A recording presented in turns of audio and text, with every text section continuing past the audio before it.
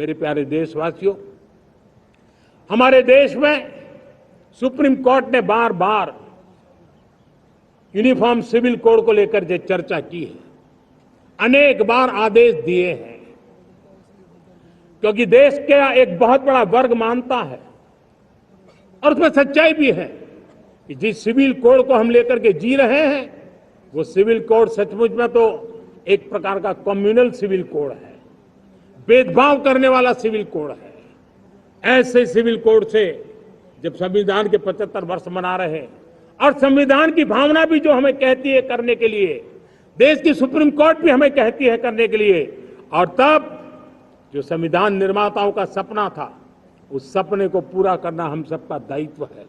और मैं मानता हूं इस गंभीर विषय पर देश में चर्चा हो, व्यापक चर्चा हो, हर कोई अपने विचारों को लेकर के आए और उन कानूनों को,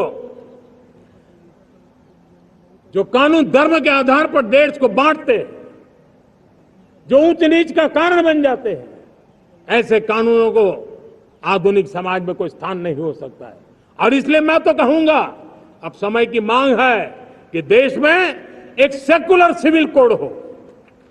हमने कम्युनल सिविल कोड में 75 साल बिताए हैं, अब हमें सेक्युलर सिविल कोड की तरफ जाना होगा और तब जाकर के देश में धर्म के आधार पर जो भेदभाव हो रहे हैं, सामान्य नागरिक को जो दूरी महसूस होती है, उससे हमें मुक्ति मिलेगी।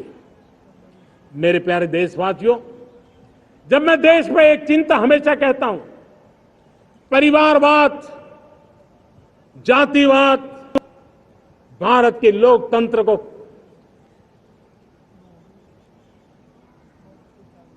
बहुत नुकसान कर रहा है। देश को, लोक राजनीति को हमें परिवारवाद और जातिवाद से मुक्ति दिलानी होगी। आज मैं देख रहा हूं मेरे सामने जो नौजवान है उसमें लिखा हुआ है माय भारत, जिस संगठन का नाम है उसकी चर्चा लिखी है, यहां बहुत बढ़िया तरीके से लिखा हुआ है। माय भारत के अनेक मिशन है। एक मिशन ये भी है कि हम जल्द से जल्द देश में राजनीतिक जीवन में जनप्रतिनिधि के रूप में 1 लाख ऐसे नौजवानों को आगे लाना चाहते हैं।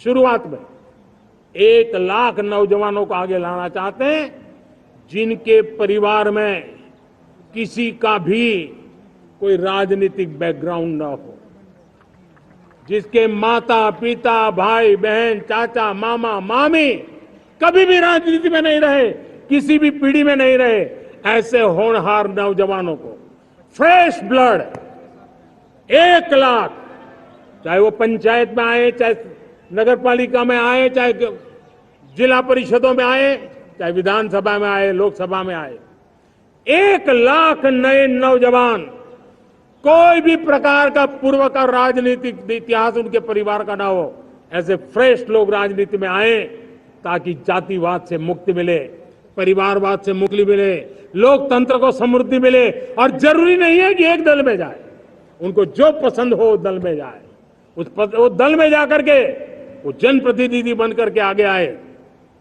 देश तय करके चले कि आने वाले दिनों में 1 लाख ऐसे नौजवान जो परिवार राजनीति से दूर दूर का संबंध नहीं है, ऐसे फ्रेश ब्लड आएंगे तो सोच भी नहीं आएगी, सामर्थ्य भी नहीं आएगा, लोकतंत्र समृद्ध होगा। और इसलिए हमें इस दिशा में आगे होना है। और मैं चाहूंगा कि देश ने बार बार चुनाव इस देश की प्रगति में रुकावट बन रहे हैं, गतिरोध पैदा कर रहे हैं। आज कोई भी योजना को चुनाव के साथ जोड़ देना आसान हो गया है, क्योंकि हर 3 महीने 6 महीने कहीं न कहीं चुनाव चल रहा है। कोई भी योजना जाहिर करोगे आप तो मीडिया में देखेंगे, चुनाव आया तो फलाना हो गया, चुनाव आया तो फलाना हो गया। हर काम को चुनाव के रंग से रंग दिया गया है। और इसलिए देश में व्यापक चर्चा हुई है, सभी राजनीतिक दलों ने अपने विचार रखे हैं।